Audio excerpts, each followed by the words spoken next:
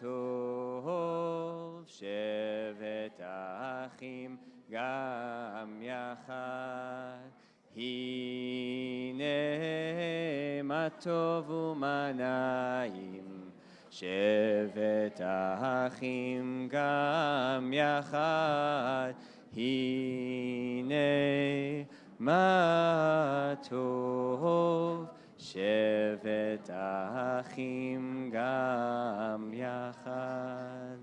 Shabbat Shalom, everyone. Can you hear me all right? Okay.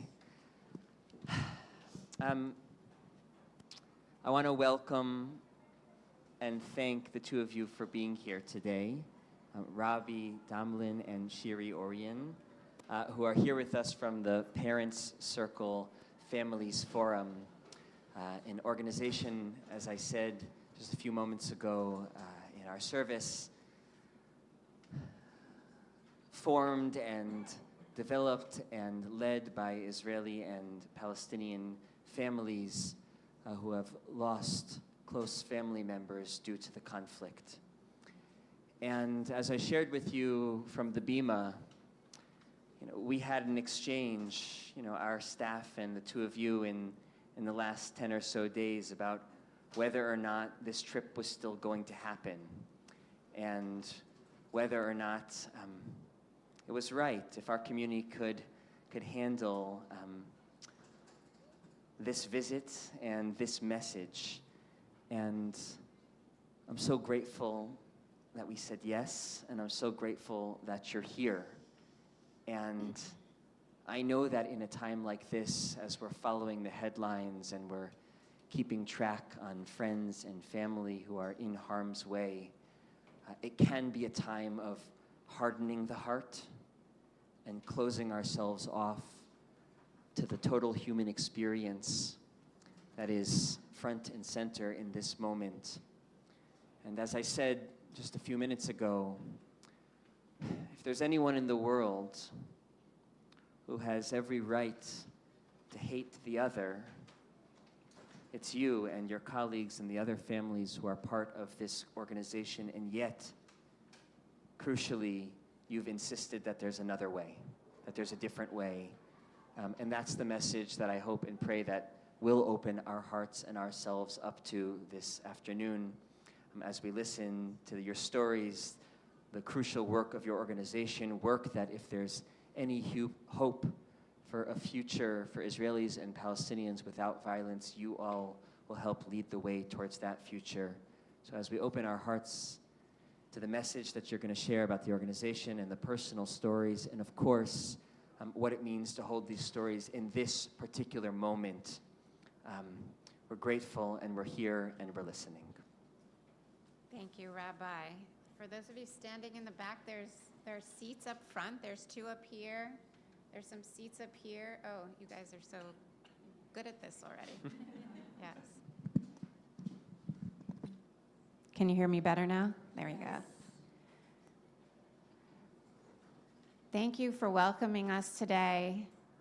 Thank you for opening up your community to us today. I don't say that lightly. Not all synagogues after October 7th kept their doors open to us. So I don't take it for granted that you did, and I don't take it for granted that all of you are here today at such a difficult moment for us. I don't exactly know what to say. I mean, under normal circumstances, I would tell you about the Parent Circle, Bereaved Israelis and Palestinians for Peace. I would tell you under normal circumstances that this is an organization made up of 700 bereaved Israeli and Palestinian families, all of whom have lost a loved one to the conflict, all of whom have chosen this path of reconciliation. I can stand.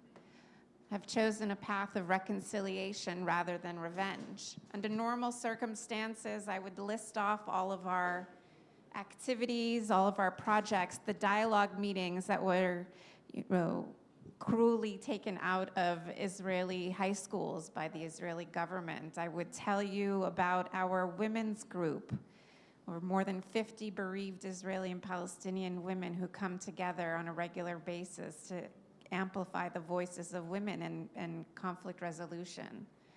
I would tell you about our joint board. We have a joint Israeli and Palestinian board, about our summer camp. I would tell you about all of the miraculous things that we do on a day-to-day basis to bring Israelis and Palestinians together, to engage in dialogue, and to promote reconciliation. But these are anything but normal circumstances. Under normal circumstances, I would be introducing my colleague Laila Al-Sheikh, who is not here with us, together with Robbie Damelin, who can be here with us. Laila, unfortunately, she's a bereaved mother, a bereaved Palestinian mother. She lost her son. He was 6 months old when he was exposed to tear gas by the IDF, and he was not able to get timely medical attention. He was prevented from getting to the hospital. This happened many years ago in the West Bank. And Laila recently joined the parent circle after many years of not talking about her son's death. She lives in the West Bank. She has come all over the United States with us to share her story about why, even after all these years, she's chosen peace. You can come into the front. There's 2 seats up here. There's some seats up here. Come on in. If you have a seat open next to you, raise your hand.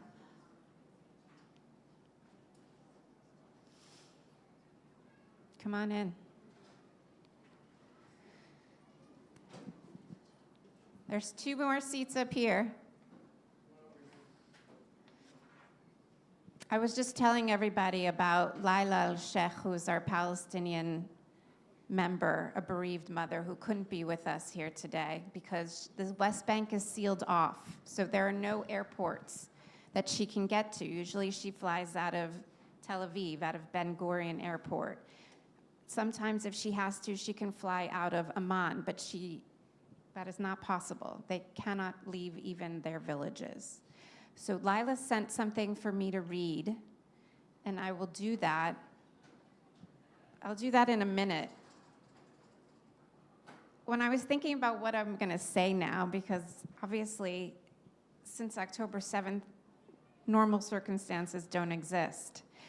And I have a lot of questions. You know, I was born in the US to Israeli parents. I've been in youth movements and for peace my entire life. I've been working with progressive peace organizations in Israel and Palestine for the past 20 years.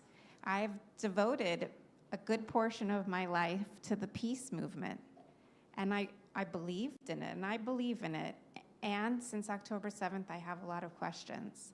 I'm struggling with a lot of things. I'm guessing that many of you struggle as well. And yet, we held a vigil last Sunday online. Over 1,200 people registered for that vigil. That gives me hope. That lets me know that people still need us. And if somebody needs us, I'm going to show up. And so I'm hoping that by us showing up here today with you, that we can help with the healing, that we can help and we can be a part of a shared grief, not only a shared grief, but a shared hope.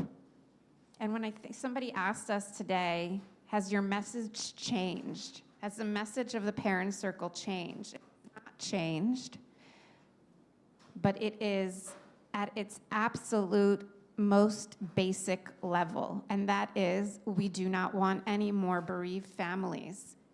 We know, I am not bereaved, but the members of the parent circle are bereaved. They know the cost of the conflict. They know the real price of the conflict, and they have been fighting for that pain that never goes away to not be a part of anyone else's narrative, neither Israeli nor Palestinian. We know about the sanctity of life, and that war is not going to preserve the sanctity of life. Only peace can do that. So I hope that we can bring you some of that today, and maybe some of the question marks will be answered. Before I start, I'd like us to take a moment's silence to remember all those that have lost a loved one, Palestinian and Israeli, since October 7th. Thank you.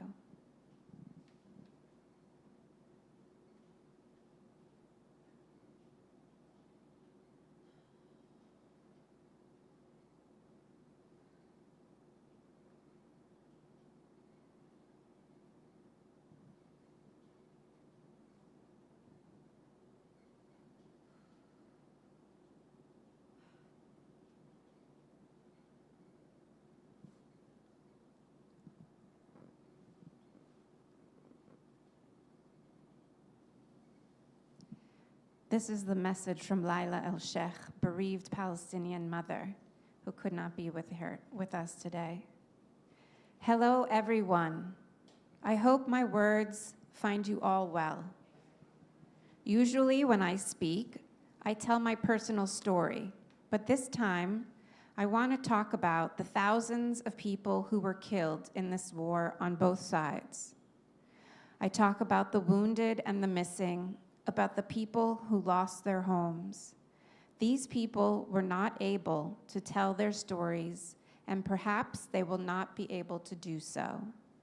I am writing these words to you when my heart is sad, and my mind cannot believe or understand what is happening. I know that some of you will say that this situation is not new. I know that, but in this war, everything is different and very horribly on both sides. I will not make comparisons of any kind. I will not blame anyone because both sides are losers in this war. All I want to say is that I hope this madness ends as soon as possible and with the least possible losses. God created us to live and to love each other.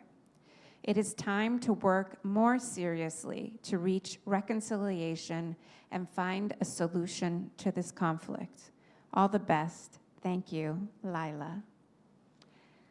Now I turn it over to you, my friend, Robbie Damelin, bereaved Israeli mother from Israel, lives in Yafo, and traveled not just many miles, but also many personal hurdles to be here at this time with us. Thank you, Robbie. Thank you, Rabbi.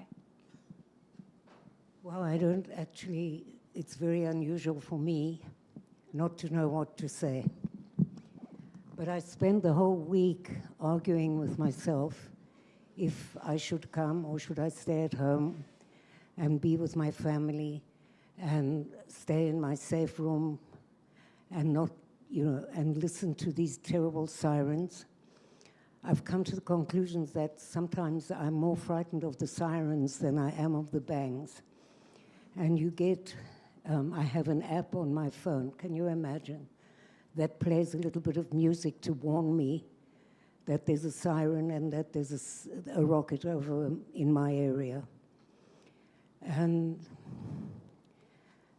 it's a test of your belief system all the time.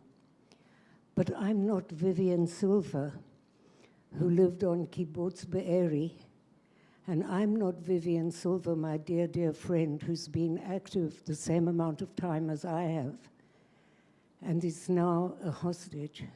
I can't believe it. It started to rain. And I thought about Vivian. When they took her, she had probably a summer dress on. Has she got anything to wear? And how is it possible that this woman, who for all her life has been working for causes of peace, has been driving children from Gaza on road to recovery, has been doing the most extraordinary things and created women waging peace? How come? Where is the fairness in this? And then I think of Ma'oz Inon, who owns the Abraham Hostel. His parents were burnt to death in Neve Oz. And he spoke on the BBC this week and gave the message of the parent circle. And how many of these people who got killed are actually voters for the left and believe in peace.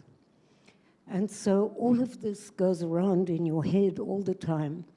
And then you have a meeting with the Palestinian and the Israeli staff on the second day. It's so painful on Zoom because there is a parallel universe. Everybody sees the news through the eyes of their media.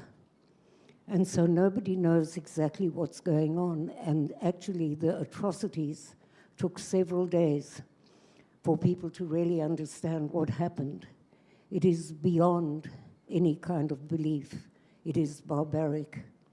And yet my friend Laila, actually, a rocket landed in her house. She lives near to her house. She lives in Bethlehem, shot by the Hamas.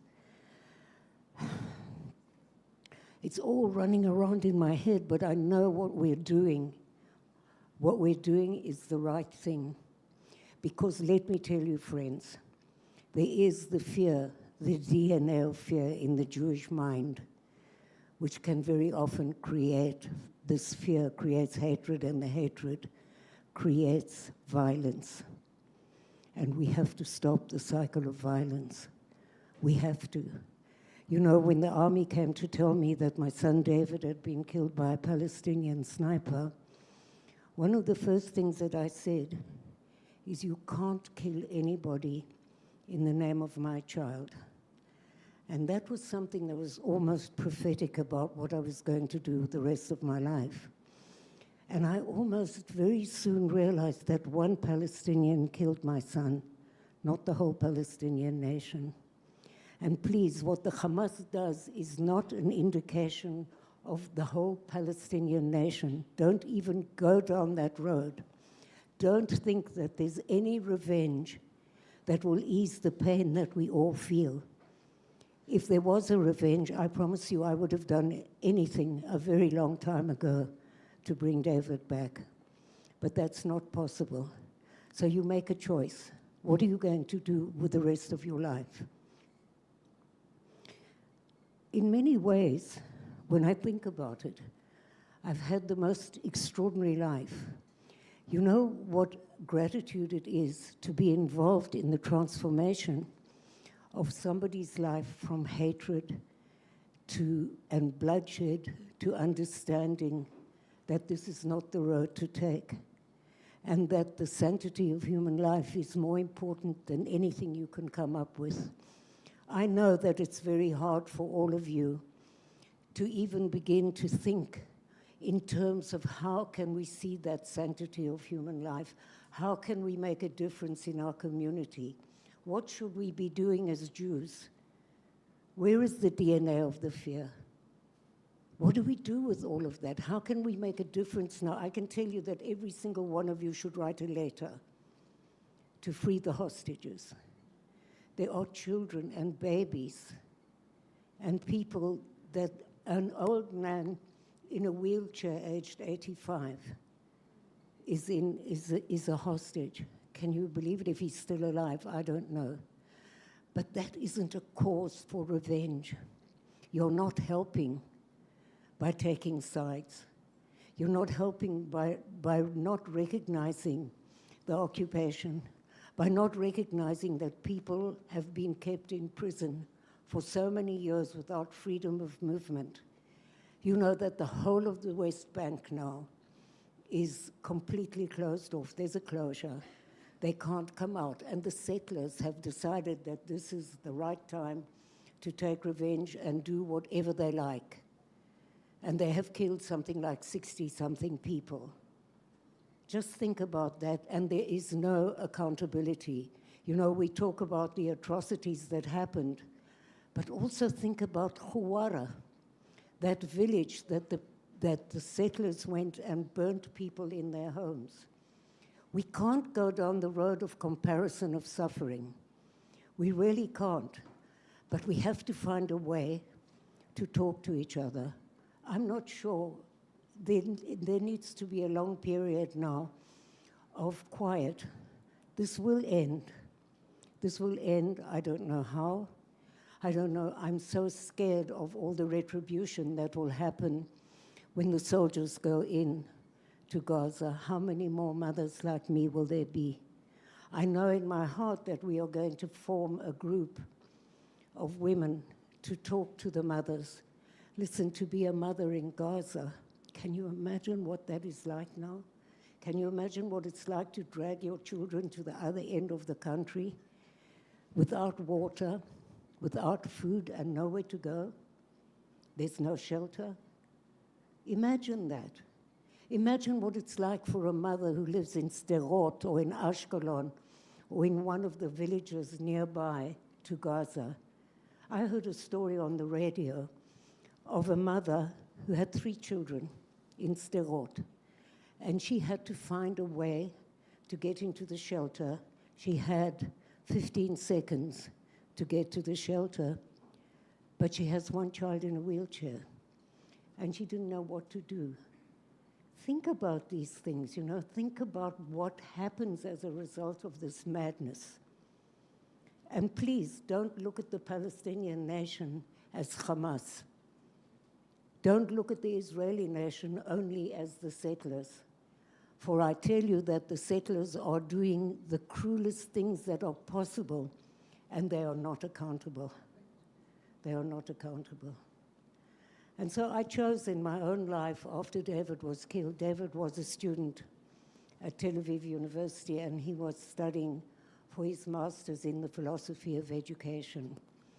And he was part of the peace movement, and he was the head of all the student uprising. Can't imagine where he got that from. And when he was called to go to Miluim, to the reserves, he phoned me and came to talk to me and said, I don't know what to do. If I don't go, what will happen to my students? He was teaching philosophy to kids who were going to be inducted into the army very soon after. And if I don't go, what will happen to my soldiers? Because he was the officer. But if I do go, I will treat people with dignity, and so will all my soldiers. And here it comes. Do we know who the person is behind the gun? I think not. And he was killed by a Palestinian sniper, and I remember Itzhak Frankenthal, a religious Jewish man, came to talk to me. He heard me talking at a demonstration in Tel Aviv to end the occupation, but I also said there that we cannot do this alone. We have to have a Palestinian partner. And he persuaded me to go away for a weekend to East Jerusalem to meet other Palestinian and Israeli bereaved families. And I remember sitting around the table and looking into the eyes of the Palestinian mothers, and I realized by looking at them that together we could be the most incredible force, because if we could stand on a stage and talk in the same voice, then surely that would be an example to others. We are the least likely people. And by the way, I think that the Parent Circle is probably the only organization that exists in the world that works during a conflict. Can you imagine how painful the conversations are between us now? But that means that you trust each other, that we continue to work. We had a meeting with the alumni. We do a program of parallel narratives. I'm not going to go into that, but we have close to 2,000 alumni, Palestinian and Israeli. And the idea was to bring first unilaterally so people could say what was on their heart, and then have it together with the Palestinians. And that is another indication. If people are still willing to come and talk, then surely that should be an example to all of you. Please don't cut yourself off from this conflict. It's like, I know the pain. I know what you feel like, because I feel like that. I'm not sure, I don't know what to say. My heart is so sad, but I can't give up. Thank you.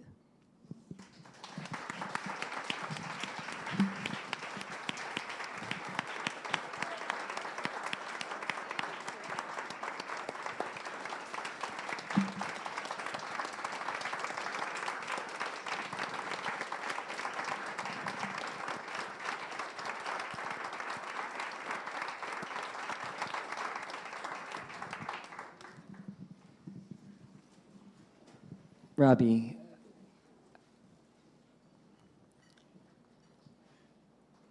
If you've got difficult questions, ask Shiri. when your beautiful son David was murdered, and you responded by saying, "You may not kill anybody in the name of my child." And you have built a lifetime of fidelity to that promise. I want to thank you for that. I want to thank you for living the truth of that moment each and every day and bringing others into that truth. Your organization, you have a video on your website. And when I started to watch it, my first thought was, oh, this is a promotional video. This is the kind of video that organizations put out to try to recruit support for their organization. And the video is a minute and a half of Israelis and Palestinians saying in Hebrew and in Arabic, "Anachnu lo rotzim etchem." We don't want you.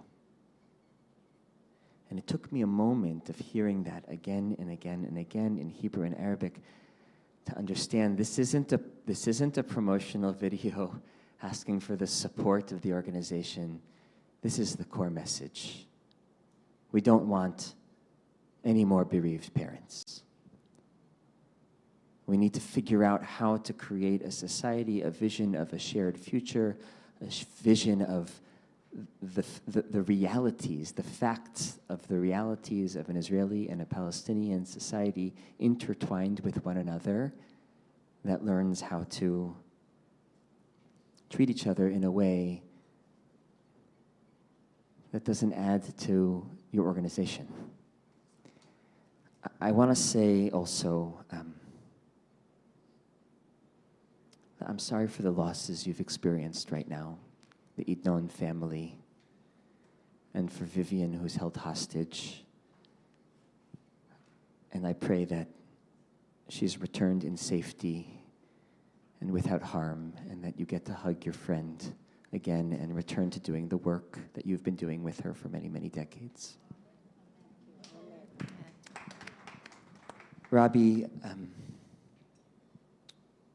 you spoke a little bit just now about what is being said right now amongst Israelis and Palestinians. Shiri, you mentioned the vigil of just a couple of days ago, where the hope of the number of people who came up to see each other and to recognize each other's pain. And I think one of the many challenges of this moment is the default to abstraction or generalization. And you've warned us of some of those. All Palestinians are. All Israelis are. All American Jews must believe X. These abstractions, these generalizations, are both harmful in the ideas that they put forward, which we know have consequences. Ideas have real-world ramifications. And they remove us from the human stories and the actual people, the beating hearts with dreams and families and futures imagined, which is unraveled in these moments. And it occurs to me that part of the need and the power of your work is to take us away from the abstractions and away from the generalizations into the particular, into the voices, into the experiences, into the eyes of those who nothing about this is abstract. And so I'm wondering if you can share, either from the experience of the work you did processing David's death and the writing that you did in the aftermath of that, or if you want to take it into the more current moment, perhaps some of the dialogue, some of the voices that are being exchanged between Palestinians and Israelis right now in real time in the vigil or in the other conversations that you're having. I think I want to tell about Laila. This is what I do to the media. They ask me a question and I answer what I want to say. בכבוד, בכבוד.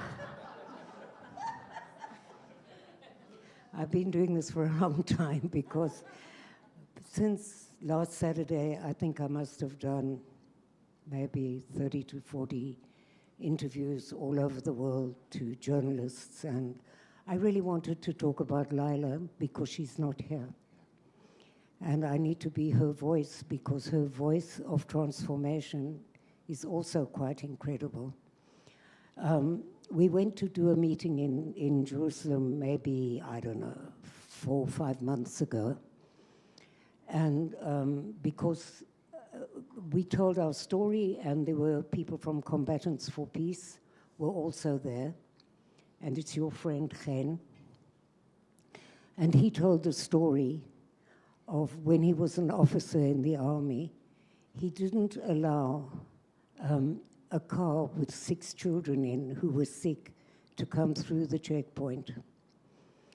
And then Laila, who also couldn't come through the checkpoint with her baby, burst into tears because it was also very close to where she lived.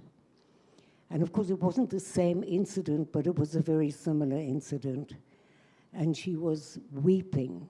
And I said, come. And I took her and Chen outside. And they started to talk. And he said, Laila, I'm really sorry, but I actually had to tell you the story. Because if I didn't, I wouldn't be honest. Today, he's one of the creators of Combatants for Peace. He's an extraordinary man. But I had to tell you the story because if I didn't, it would have been dishonest. And she said, I can forgive you because you told me the truth. If I had found that out and I didn't know you and I knew you, I would never forgive you. Forgiving is a really interesting concept. What does that mean? You know, one of the things that happened with David, I wanted to know what, well, you spoke about the letter, blah, blah. There's lots of that I can talk till tomorrow morning, but I won't, mind you.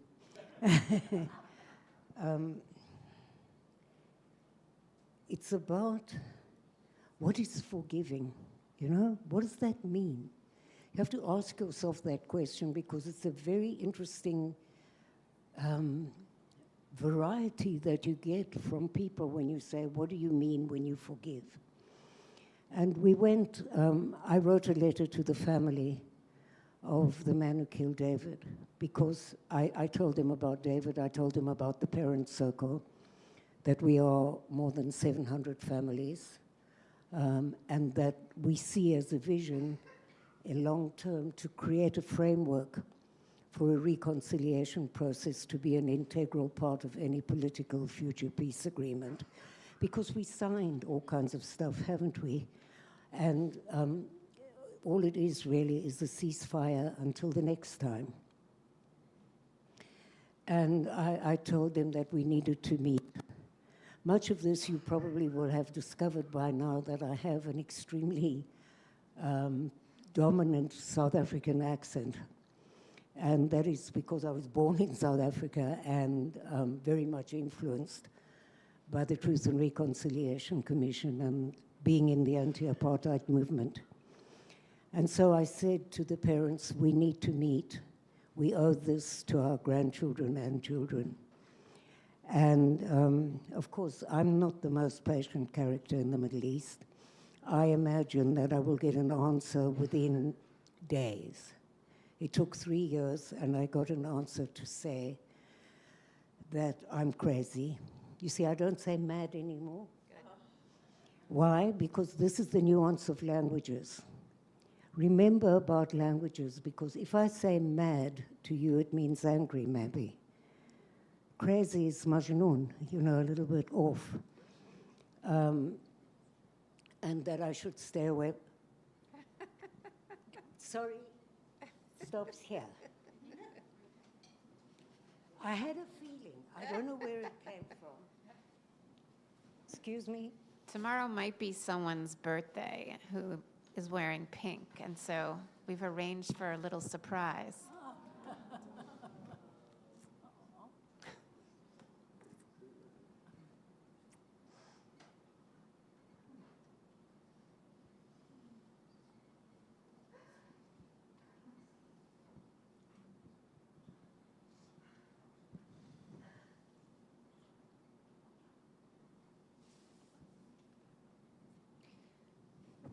This is mine and Robbie's very good friend, Todd Detheridge, who leads a very important organization called Telos. And we are very, very lucky to have him here with us. And he took us to New Orleans. And he likes to eat good food. I told you we were going to have a birthday surprise for you. Anyway, I can't.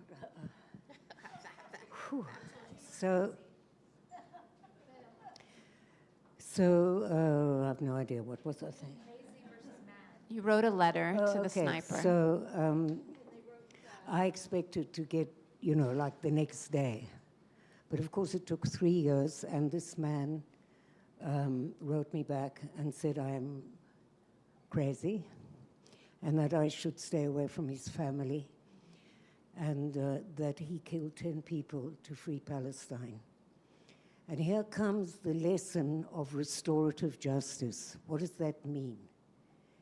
If you understand why somebody does it, it doesn't mean that it's okay. But what it does mean is it opens a door to conversation. Because when he was a little boy, he saw his uncle violently killed by the Israeli army. And then he lost 2 uncles in the second uprising. Now consider, if you grew up in Gaza, this is hard to say, and I want you to listen to this with your heart. If you grew up as a little boy in Gaza or a little girl, and you actually have no freedom of movement, and since you were a tiny child, you had bombs dropped without a shelter, right?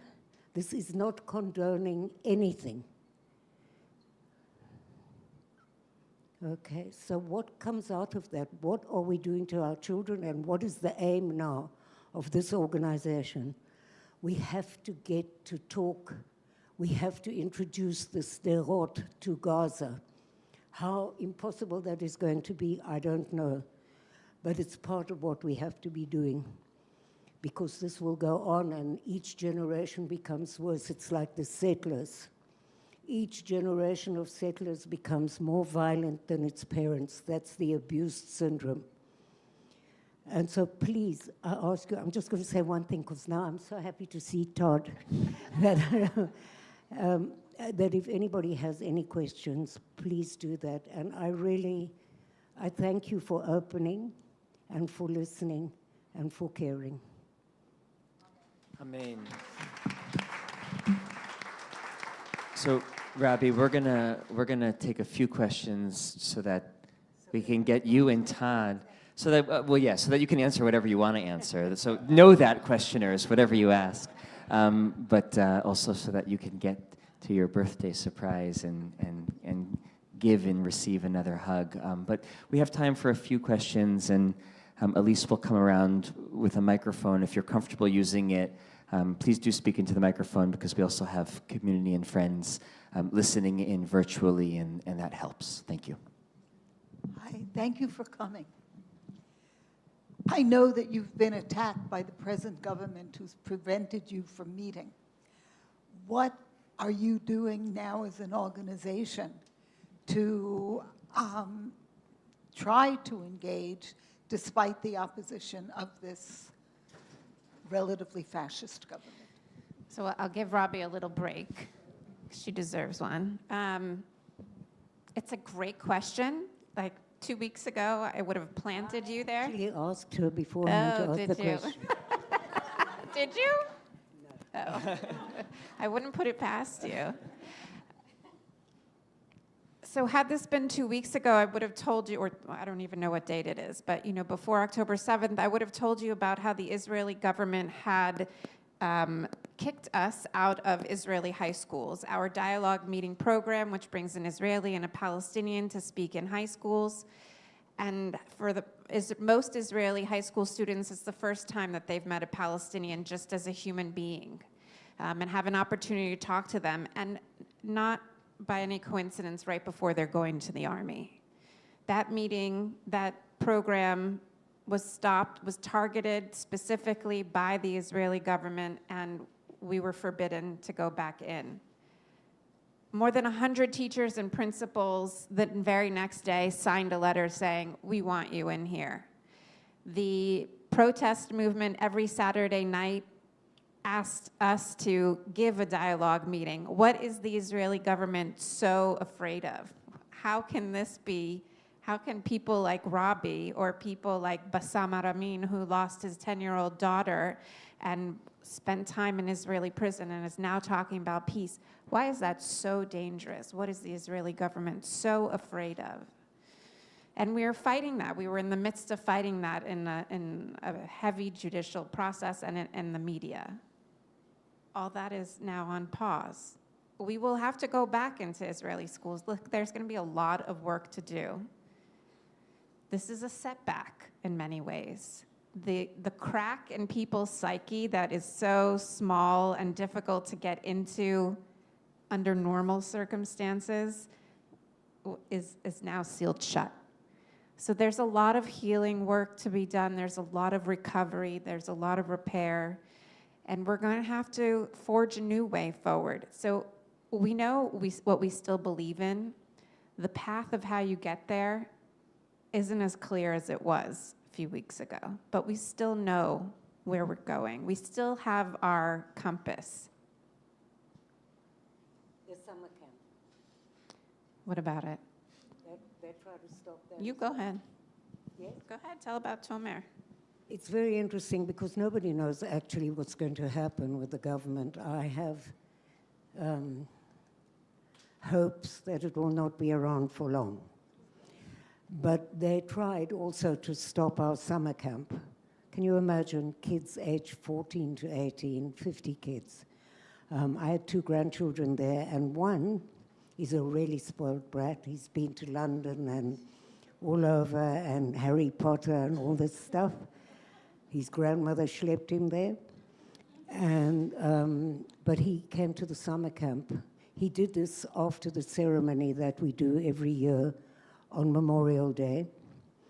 And he got very inspired, so he came to the summer camp with my granddaughter, who's a facilitator there.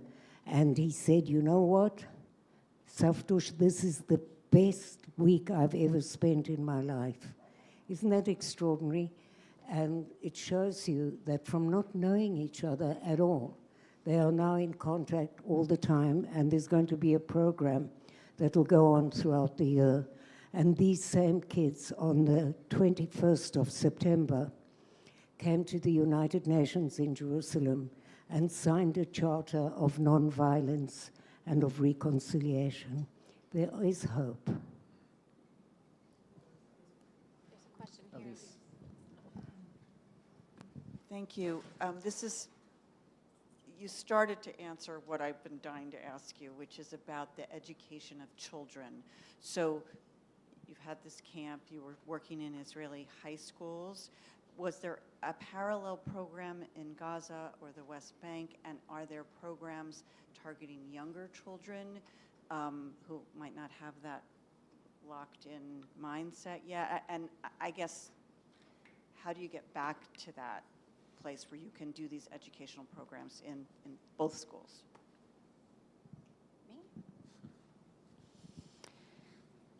A lot of our work is youth programming. The kind of national narratives that people are exposed to on both sides happens at the youngest of ages. So we have to combat that. The dialogue meeting program was one of our strongest programs to be able to reach kids. The youngest kids that we probably work with are about 14. It's a really tricky change of psyche that we're asking people to make. It's a big leap. They've heard this narrative over and over and over again. And around high school years is when people say, hey, I don't have to believe everything that I've been told my entire life. I don't have to believe that every Palestinian wants to kill us. So that's the time. We can also work with the teachers. We do a lot of work with teachers to prepare the classroom beforehand, and so that they can work with the kids afterwards, right? This is like a big mind jump for a lot of people. What do you mean, you know, they don't all hate us? What do you mean, like, those two, Israeli and Palestinians, can be friends and know each other? The summer camp is also part of youth programming. A lot of the work we do is around narratives and sharing of narratives. Your personal narrative, how has it affected you? People like Robbie, but also anybody is about their own narratives. About your national narrative, what does it mean to have a history that includes the Holocaust? What does it mean to have a history that includes the Nakba, or the catastrophe? And also looking at people's, you know, political narratives. What does it mean to be associated with the peace movement? What is it, and your historical narrative? What does 67 mean to an Israeli, and what does it mean to a Palestinian? That's a program called the Parallel Narrative Experience, and we've been running that for, I don't know, more than 10 years. We have an active alumni group of more than 2,000 people. But now the focus really has to be inside the house. You know, we have to work on our staff. Bringing Israelis and Palestinians together under normal circumstances and working as a joint organization is not easy. They have to face normalization. We have to face being called traitors. When I say we, I'm an Israeli and American. I don't think I told you about my work here in the United States, though. I run the American Friends of the Parent Circle. So I'm based in the US, and I run our American Friends organization. You all have information you should have. If you don't, I have more about the work that we do here. The majority of the work that we do here is to bring the messages either in person when we're lucky enough, or virtually, to speak to audiences and change people's minds one heart at a time. We're also here to raise funds for the organization. We are the largest funder of the Parent Circle. Since the Trump administration had all of the USAID funding cut off to Parent Circle, we are now in the process of just getting that funding reinstated. But since then, the American Friends of the organization, and we have some great supporters here today with us, we're very fortunate, have been the biggest donor to the Parent Circle. And, you know, in all of this time that I've been dealing with my own questions and my own sadness and my own grief, I have to ask myself, and I ask you too, what can we do for them? How can we be supporting them? Even though it's really hard right now, and even though we might not have energy, that I feel like that is the question. What's our responsibility right now? What can we do to support these fearless people? They are really at the front lines of the conflict right now, and the front lines of people saying, in this very in this difficult time where you can't say anything but us versus them, they are saying something different. You know, on Israeli news right now, there's a little logo, and it says, "We will win together, nenatzech beyachad." And I keep asking myself, what does that mean?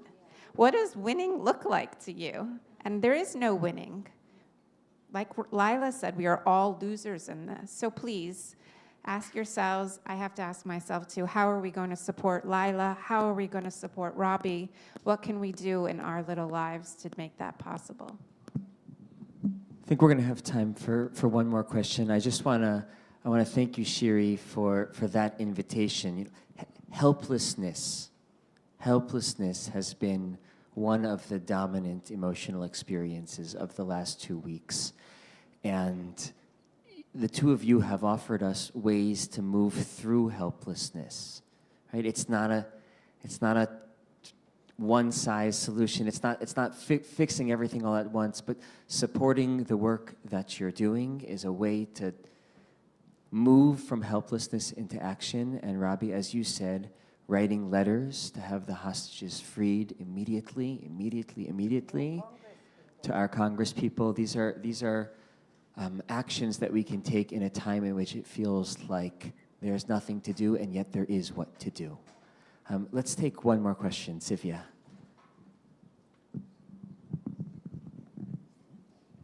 So first, I just want to, I want to share some information that my friend Janet just shared with me, which is that there is a rally, vigil rally, tomorrow in front of the Israeli consulate, where the message will be at 11 a.m., where the message will be to free the hostages. So there is an action that folks can take. Thank you for being here. I wanted to ask you to help me process something that I'm struggling with, and you started to talk about it a little bit. I'm hearing language trying to distinguish, thinking about October 7th, between providing context versus justification. And I'm wondering if you could help me distinguish between those two. There's no justification.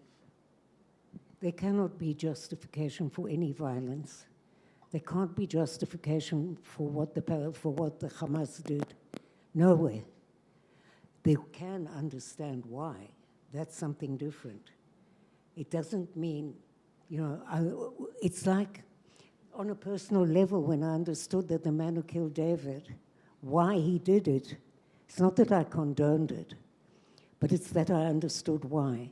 And if you are interested in restorative justice, which for me is a very important part of my life, that's the way to open up a conversation is through restorative justice. You don't have to agree. It's actually all about having enough empathy to listen to somebody who you don't agree with and allow them to talk, because we don't do that generally, including me. I've got a tongue like a viper if I want.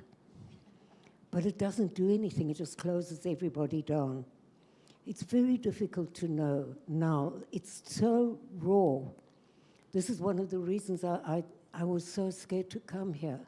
Who the hell am I to come here and tell you guys how to feel? I only know how I feel, and I understand that from afar. It seems so impossible, this whole thing, that you have to take a side. One of the biggest problems that we have is that people take sides. I'm pro-Israeli, I'm pro-Palestinian. You then import our conflict into your country and create hatred between Jews and Muslims. Look what's happening on your campuses now. I had a feeling that we must organize now a campus tour with 2 of the younger members of our group so that they come. Because it's quite extraordinary how this message works. It's not a local message, it's an internet. I remember we went to Milwaukee. It was bloody cold.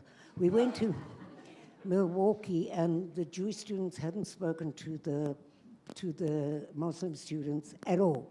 There was a huge problem on the campus.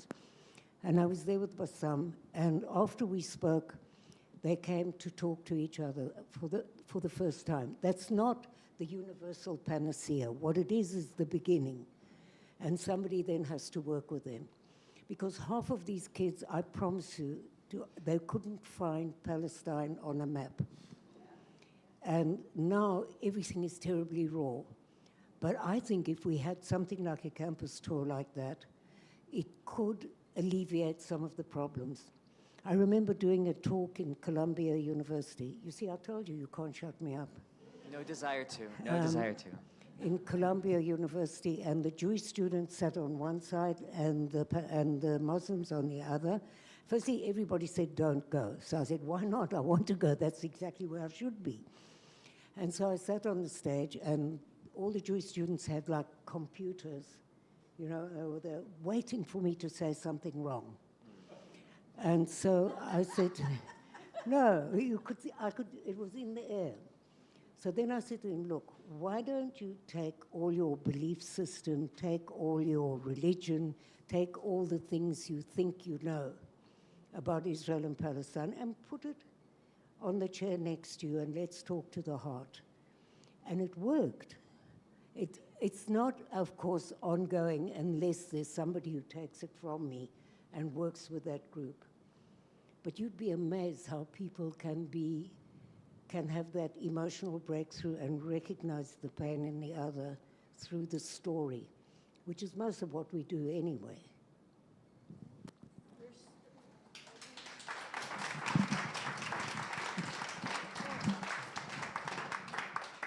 Thank you, Robbie and Shiri, so much for being here. I'll say to you, Tzetchem b'shalom, bo'achem b'shalom.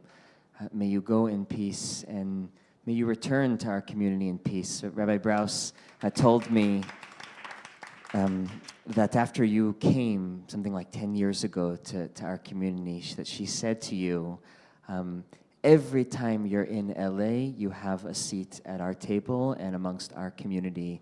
And so when you come back, please come visit us. Please continue to inspire us with this message of hope and peace and nonviolence that you shared today. I want to bless you as well.